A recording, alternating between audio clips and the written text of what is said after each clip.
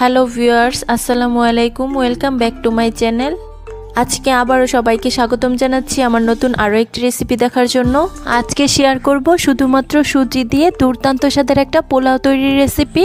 শুধুমাত্র সুজি দিয়ে এভাবে যে পোলাও রান্না করা যায়, এই রেসিপিটা না দেখলে কিন্তু বিশ্বাসই হবে না। চাল দিয়ে তো আমরা পোলাও অনেক রান্না করেছি, কখনো কি সুজি দিয়ে এভাবে পোলাও রান্না করেছেন? না তৈরি করে থাকলে একদিন অবশ্যই ট্রাই করুন। এই পোলাওটা খেতে হবে অনেক বেশি টেস্টি, স্বাদে গন্ধে ভরপুর, মুখে দিলেই মিলিয়ে যাবে। তাই ভিডিওটি লাস্ট পর্যন্ত দেখতে থাকুন। আশা করছি সবার কাছে অনেক ভালো লাগবে। ভালো লাগলে প্লিজ একটি লাইক দিয়ে চ্যানেলটিকে সাবস্ক্রাইব করে দিবেন, আর পাশে থাকা বেল আইকনটি প্রেস করে দিতে পারেন যেন পরবর্তী ভিডিও নোটিফিকেশন সবার আগে পৌঁছে যায়। তাহলে চলুন দেখে নেওয়া যাক নতুন ধরনের আজকের পোলাওগুলো কিভাবে তৈরি করছি।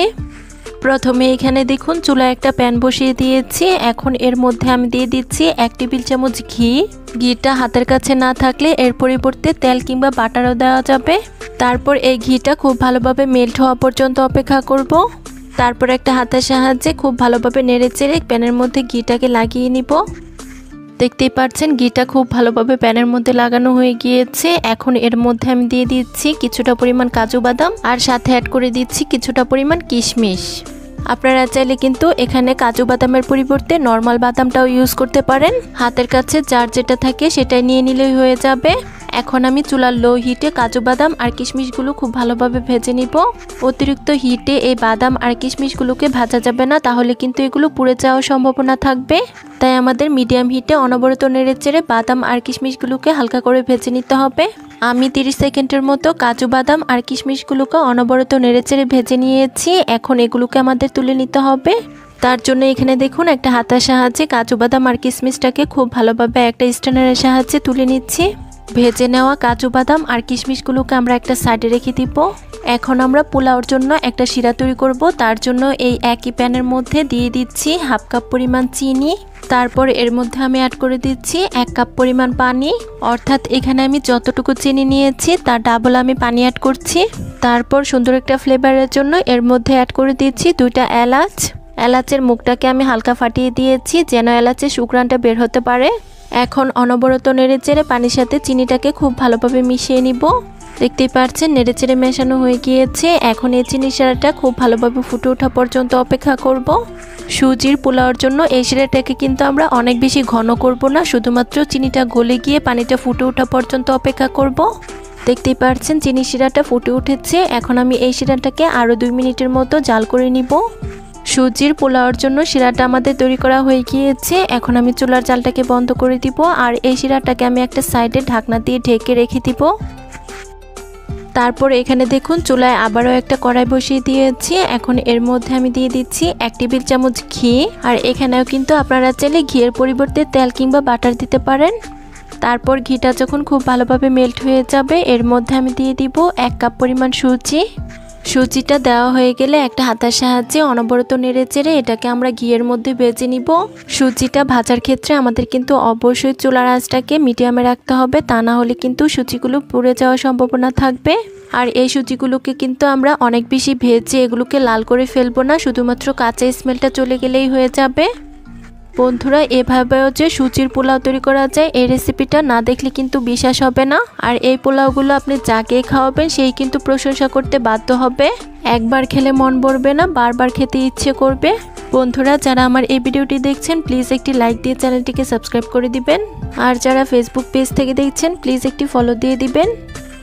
দেখতেই পাচ্ছেন সুজিটা আমাদের ঝুরঝুরে করে ভেজে নেওয়া হয়ে গিয়েছে। এখন এর মধ্যে আমাদের দুধ অ্যাড করতে হবে।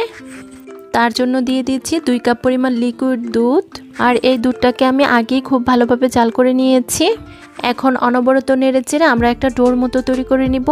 দুধটা দেওয়ার সঙ্গে সঙ্গেই কিন্তু আমাদের নেড়েচেড়ে ডোটাকে তৈরি করে নিতে হবে, তা না হলে কিন্তু সুজির মধ্যে দলা পাকিয়ে যাওয়ার চান্স থাকবে।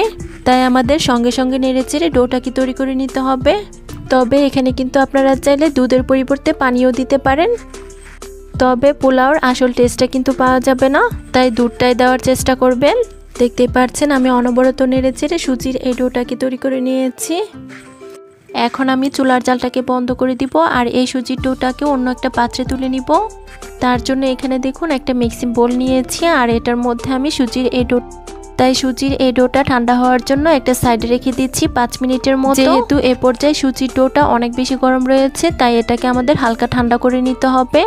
ফিরে এলাম 5 মিনিট পর। এখন এই সুজির ডোটার মধ্যে আমি অ্যাড করে দিচ্ছি 2 টেবিল চামচ ময়দা, সাথে অ্যাড করে দিচ্ছি খুব সামান্য পরিমাণ লবণ। মিষ্টি খাবারে লবণ অ্যাড করলে স্বাদের ব্যালেন্সটা ঠিক থাকে আর খেতেও কিন্তু অনেক ভালো লাগে। তারপর অ্যাড করে দিচ্ছি 2 টেবিল চামচ গুঁড়া দুধ। এখন আমি এই শুকনো উপকরণগুলোকে ডোর সাথে খুব ভালোভাবে মিশিয়ে নিচ্ছি। আর মিশিয়ে আমরা একটা সফট ডো তৈরি করে নিব। আজকের সুজির পোলাওগুলো তৈরি করার জন্য এই ডোটাকে কিন্তু অনেক বেশি শক্ত করে তৈরি করা যাবে না, একটু সফটভাবেই এই ডোটাকে আমাদের তৈরি করে নিতে হবে। ডোটা তৈরি করার ক্ষেত্রে যখনই হাতের মধ্যে লেগে আসতে চাইবে, এর মধ্যে আমি অ্যাড করে দিব 1/2 চা চামচ ঘি। এই পর্যায়ে ঘি অ্যাড করলে ডোটাও অনেক বেশি সফটভাবে তৈরি হবে আর হাতের মধ্যেও লেগে আসবে না। এখন আমি এই ডোটাকে আবারও হাত দিয়ে খুব ভালোভাবে 3 থেকে 4 মিনিট মথে নিচ্ছি। বন্ধুরা দেখতেই পাচ্ছেন সুজির পোলাওগুলো তৈরি করার জন্য এই ডোটা আমাদের একদম পারফেক্টভাবে তৈরি করা হয়ে গিয়েছে। এখন এই ডোটাকে আমরা কয়েকটি ভাগে লেচি কেটে নেব। আমি ডোটাকে 5টি ভাগে লেচি কেটে নিচ্ছি। এভাবে লেচি কেটে নিলে পোলাওগুলো বানাতে খুবই সহজ হবে। তো বন্ধুরা দেখুন আমাদের সবকটা লেচি কেটে নেওয়া হয়ে গিয়েছে। এখন আমরা সুজির পোলাওগুলো তৈরি করতে চলে যাব। তার জন্য এখানে দেখুন চুলায় একটা প্যান বসিয়ে দিয়েছি আর এটার মধ্যে আমি দিয়ে দিচ্ছি পর্যাপ্ত পরিমাণ সয়াবিন তেল।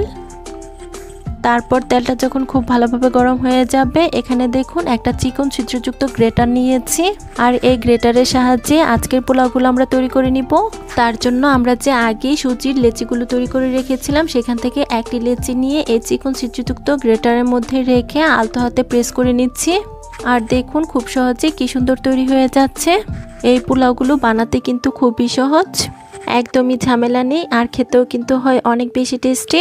তো বন্ধুরা দেখতেই পাচ্ছেন আমার একটি লেচি আলতো হাতে প্রেস করে প্যানের মধ্যে দেওয়া হয়ে গিয়েছে। এখন আমি এগুলোকে একটা হাতের সাহায্যে নেড়ে চেড়ে উল্টে পাল্টে খুব ভালোভাবে ভেজে নিব। এগুলো ভাজার ক্ষেত্রে আমাদের কিন্তু অবশ্যই চুলার হিটটাকে মিডিয়ামে রাখতে হবে, তা না হলে কিন্তু এগুলো পুড়ে যাওয়ার চান্স থাকবে। যেহেতু এই পোলাওগুলো অনেক বেশি চিকন হয়, তাই এগুলো কিন্তু খুব দ্রুত পুড়ে যায়, তাই আমাদের এগুলোকে মিডিয়াম হিটে ভেজে নিতে হবে। আজকের এই সুজির পোলাওগুলো আমরা অনেক বেশি লাল করে ভাজবো না, হালকা করে ভেজে নিব। তো বন্ধুরা দেখতেই পাচ্ছেন সুজির পোলাওগুলো আমাদের হালকা করে ভেজে নেওয়া হয়ে গিয়েছে। এখন আমি একটা স্ট্রেনারের সাহায্যে এই পোলাওগুলোকে খুব ভালোভাবে তেল ঝরিয়ে তুলে নিচ্ছি আর একইভাবে বাকি সবগুলো লেচি দিয়ে আমরা তৈরি করে নিব। আমি আবারও আপনাদের মাঝে একবার বানিয়ে দেখিয়ে দিচ্ছি। তার জন্য আবারও একটা লেচি নিয়ে নিয়েছি, তারপর একইভাবে গ্রেটারের মধ্যে রেখে আলতো হাতে প্রেস করছি। এগুলো বানানো কিন্তু যে কেউ একবার দেখলেই পারবে। বন্ধুরা আবারও বলছি, যারা আমার এই ভিডিওটি দেখছেন প্লিজ একটি লাইক দিয়ে চ্যানেলটিকে সাবস্ক্রাইব করে দিবেন। আর যারা ফেসবুক পেজ থেকে দেখছেন প্লিজ একটি ফলো দিয়ে দিবেন। আর অনেকেই আছেন ভিডিও দেখেন কিন্তু লাইক দেন না, প্লিজ একটি লাইক দিয়ে দিবেন। আপনার একটি লাইক আমার ভিডিও তৈরি করতে অনেক বেশি উৎসাহ দিবে। তো বন্ধুরা দেখতেই পাচ্ছেন আমি এগুলোকে খুব ভালোভাবে হাতের সাহায্যে উল্টে পাল্টে ভেজে নিয়েছি। এখন এগুলোকে আমি তুলে নিব আর একই প্রসেসে বাকি সবগুলো ডো দিয়ে সুজির এই পোলাওগুলো তৈরি করে নিব। তো বন্ধুরা দেখুন আমাদের সবগুলো সুজির পোলাও তৈরি করে নেওয়া হয়ে গিয়েছে। এখন এগুলোকে আমাদের শিরাতে ডুবিয়ে নিতে হবে। তার জন্য এখানে দেখুন আমরা যে আগে শিরাটা তৈরি করে রেখেছিলাম সেটার মধ্যে কিছুটা পরিমাণ পোলাও দিয়ে দিচ্ছি। তারপর এগুলোকে আমি 1 মিনিটের মতো চিনি শিরার মধ্যে রেখে দিব। এর চেয়ে বেশি সময় ধরে চিনি শিরার মধ্যে এগুলোকে রাখার কোনো প্রয়োজন নেই, তা না হলে কিন্তু এগুলো অনেক বেশি নরম হয়ে যাবে। 1 মিনিট পর একটা স্ট্রেনারের সাহায্যে এই পোলাওগুলো খুব ভালোভাবে শিরা ছড়িয়ে আমি একটা প্লেটের মধ্যে তুলে নিচ্ছি। আর এভাবে বাকি সবগুলো পোলাও আমি চিনি শিরার মধ্যে ডুবিয়ে এভাবে আমি তুলে নিব। সবগুলোকে আমাদের চিনি শিরার মধ্যে ডুবিয়ে নেওয়া হয়ে গিয়েছে। এখন এই শিরাটার মধ্যে আমরা কিশমিশ আর কাজু বাদামটা যে ভেজে রেখেছিলাম সেগুলোকেও একবার ডুবিয়ে নিব। তারপর এগুলোকে আমি 1 মিনিটের মতো চিনি শিরার মধ্যে রেখে এগুলোকে একটা স্ট্রেনারের সাহায্যে খুব ভালোভাবে শিরা ঝরিয়ে তুলে নিচ্ছি। এখন আমি এই সুজির পোলাওর সাথে কাজু বাদাম আর কিশমিশগুলোকেও খুব ভালোভাবে মিশিয়ে নিব। তো দেখতেই পাচ্ছেন সবকিছু আমাদের একসঙ্গে খুব ভালোভাবে মেশানো হয়ে গিয়েছে।